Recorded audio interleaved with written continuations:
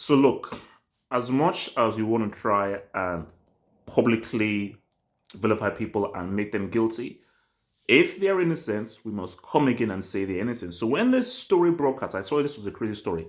But look at my video. I kept on saying, if it's true, if it's true, this is crazy. But I kept on repeating and saying that if this is true, if this is true, if this is true, So we've now found out that she's been released.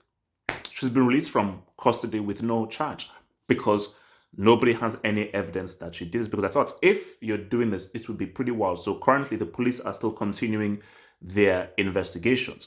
But I think this just comes to the kind of world that we live in, that people want the negative story. People want to quickly go into what is the worst possible scenario and be like, yes, that's what's true, this is the worst possible scenario, blah, blah, blah, blah. Rather than, wait a minute, chill out, let's wait and let's wait for true evidence.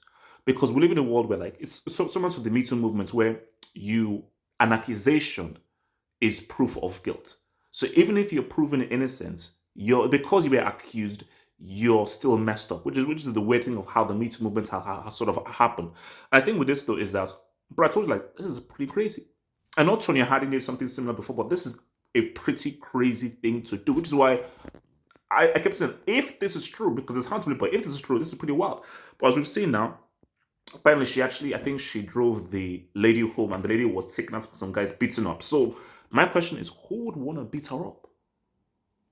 So this is very interesting. Who would want to beat her up? But with these things, it's sort of like a movie. Who knows who this Hamrui lady might be involved in? What kind of individual she might be involved in? Who knows? We just never know. But I just think it's just key to know that in this world that we're living in, you just never know.